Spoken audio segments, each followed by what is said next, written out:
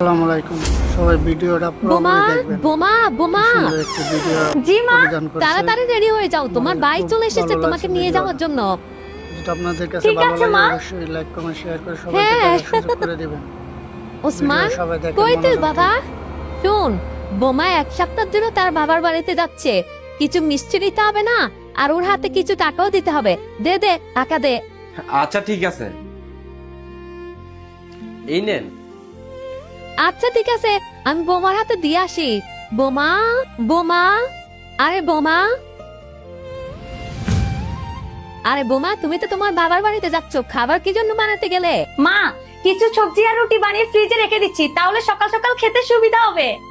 আরে বোমা, তুমি এগুলো বাদ দাও, এখনো আমার হাতে অনেক শক্তি আছে, খাবার আমি নিজে বানিয়ে নিতে পারবো। মা, আমি তো ভাবতেছি সন্ধ্যার খাবারটাও তৈরি করে রাখবো। জুড়ো, তুমি এগুলো বাদ দাও, এ নাও কিছু টাকা, এগুলো দিয়ে তুমি মিষ্টি কিনে নিও, আর যে কয় টাকা বাঁচবে এগুলো তোমার ভাইয়ের ছেলে মেয়েদেরকে দিও। নাও নাও। আর কিছু লাগবে তোর?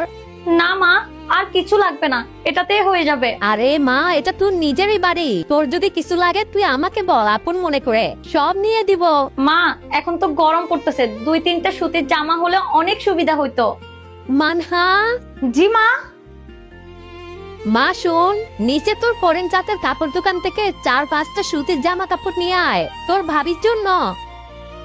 ঠিক আছে মা। ও হ্যাঁ ভাবি, আপনি আসেন, তাহলে আপনি নিজে পছন্দ করে কিনতে পারবেন। না বোন, তুমি পছন্দ করে নিয়ে আসো, আমার আবার ব্যাগ গুছাতে হবে। দাদা রেডি হ। ঠিক আছে ভাবি। আর হ্যাঁ বোমা, এখন তোমার বিয়ে হয়ে গেছে, তুমি তোমার বাবার বাড়িতে যাচ্ছ, যদি সেখানে তোমার কোনো কিছু দরকার পড়ে, বিশেষ করে টাকা, তাহলে সাথে সাথে উসমানকে কল করে নিয়ে নিবা। খবরদার ওনাদের থেকে কিছু নিবা না, আমাদেরও একটা মান সম্মান আছে, কারণ ওনারা যা দেওয়া দরকার এমনিতে দিবে। ঠিক আছে মা। কারণ বিয়ে হয়ে যাওয়ার পর যদি মা বাবা থেকে টাকা নাও, সেটা ভালো দেখায় না, কারণ তোমার সকল দায়িত্ব এখন আমাদের, ওনাদের না। মা, আপনি একদম ঠিক বলেছেন। মা, আজকালকার শ্বশুর বাড়িতে এমনই হয়, মেয়েকে বিয়ে দেওয়ার পরে শ্বশুর বাড়িতে সারা জীবন যৌতুক দিতে হয়, কখনো টিভি, কখনো সোফা, কখনো ওয়াশিং মেশিন। কিন্তু আপনি তো কিছুই নেননি, না টিভি, না সোফা, না ওয়াশিং মেশিন, কিছুই নেননি। দেখো বোমা, সেদিন আর বেশি দূরে নেই, যৌতুক নেওয়া তো দূরের কথা, ছেলেকে বিয়ে করানোর জন্য ছেলের পরিবার একটা ভালো মেয়ে চাইবে। সবাই যদি ছেলেকে বিয়ে করানোর জন্য যৌতুক চায়, তাহলে ভালো মেয়ে কোথায় পাবে? শোন মা, ভালো মেয়ে আর যৌতুক দুইটা কখনো একসাথে মিলে না। আরে একজন মেয়ের মা বাবা তার কলিজার টুকরা মেয়েকে দিয়ে দে, এর থেকে দামি জিনিস আর কি দিবে?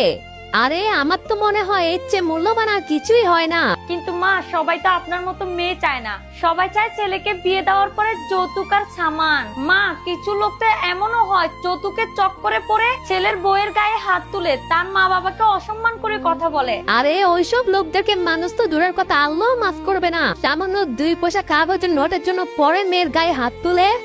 আরে ওইসব লোকদের যদি একটু লজ্জা শরম থাকতো, তাহলে যৌতুক নিত না, নিজে ইনকাম করতো। আরে কিছু লোক তো এটাই মনে করে ছেলেকে বিয়ে করে এনে বাসায় এটিএম মেশিন নিয়ে আসছে, যে যখন যা ইচ্ছে তাই বের করে নিবে। আরে তোমার ভাই চলে আসছে, তুমি তাড়াতাড়ি রেডি হয়ে যাও, আমি তোমার ভাইকে নাস্তা বানিয়ে দিই। ঠিক আছে মা। সত্যি বলতে শ্বশুর বাড়ি শাশুড়ি ছাড়া অসম্পূর্ণ, কারণ শাশুড়ি হলো মায়ের আরেকটা রূপ। যদি না প্রত্যেকটা মেয়ের কপালে এরকম একজন শাশুড়ি নামক মা মিলে যায়। সৃষ্টিকর্তাকে অনেক ধন্যবাদ, আমি তো শাশুড়ি নামক মা পেয়ে গেছি। আপনার শাশুড়ি কেমন?